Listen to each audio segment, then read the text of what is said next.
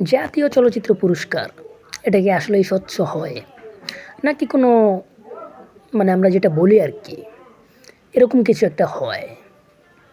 So হচ্ছে গিয়ে সেটা নিয়ে শাকিব খান কথা বলেছেন। সো নিউজটা হচ্ছে সময় টিভি থেকে নেয়া। সো ওরা যে লিখেছেন আমি আপনাদেরকে একটু পড়ে শোনাই। ত্রয়োদশ জাতীয় সংসদ নির্বাচন শেষে বাংলাদেশের নতুন সরকার গঠনের পর রাষ্ট্রনীতির নতুন দিক নির্দেশনা নিয়ে প্রত্যাশার কথা জানিয়েছেন ঢালিউডের শীর্ষ অভিনেতা শাকিব খান। এক সাক্ষাৎকারে চলচ্চিত্র শিল্পের সংস্কার ও উন্নয়ন নিয়ে নিজের অবস্থান স্পষ্ট করেন তিনি।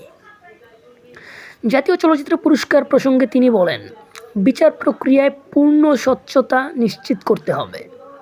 রাজনৈতিক প্রভাব, স্বজনপ্রীতি ও অস্বচ্ছতা থেকে মুক্ত একটি জবাবদিহিমূলক কাঠামো গড়ে তোলার আহ্বান জানান তিনি।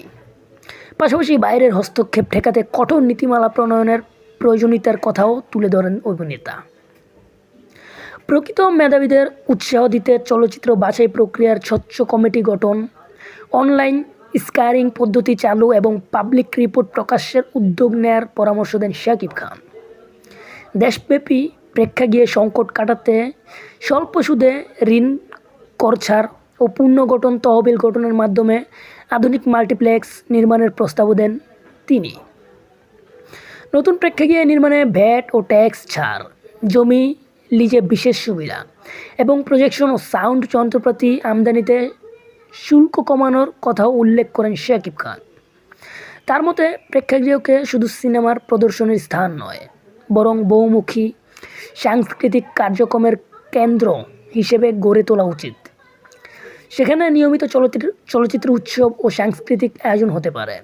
একই সঙ্গে সরকারকে ঝামেলামুক্ত, পেশাদার ও নিরাপদ কর্মপরিবেশ নিশ্চিত করার আহ্বান জানান তিনি। So dear viewers, Shakib Khan হচ্ছে গিয়ে এরকম কথা বললেন যে স্বচ্ছতা হচ্ছে না। জাতীয় পুরস্কার, চলচ্চিত্র যে পুরস্কারটা পায় সেটা নিয়ে গিয়ে আমরা দেখতে পাই যে অনেক সময় না, প্রায় প্রতি বছরই স্বজনপ্রীতি হয়। সো এই ব্যাপারটা নিয়ে শেষ পর্যন্ত মুখ খুলেছেন আমাদের শাকিব খান। সো এই ব্যাপারটা খুবই ভালো। শাকিব খান ইদানিং অন্যায়ের বিরুদ্ধে কথা বলছেন।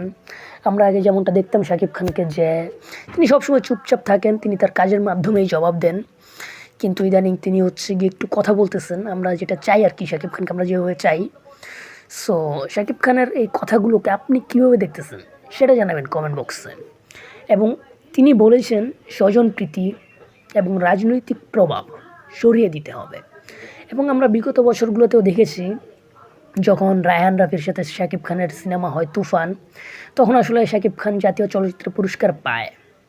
এবং যখন শাকিব খান বাইরের সিনেমাগুলো করেন, তখন শাকিব খান চলচ্চিত্র পুরস্কার পায় না। প্রিয়তম এত ভালো সিনেমা হওয়ার পরও জাতীয় চলচ্চিত্র পুরস্কার পায় নাই। এবং আরও এরকম অনেক সিনেমা আছে। গত বছর বরবাদ রিলিজ পেল, সেটাও আসলে জাতীয় চলচ্চিত্র পুরস্কার পাবে কি না আমি জানি না। আপনারা যদি জেনে থাকেন জানাবেন একটু কমেন্ট বক্সে।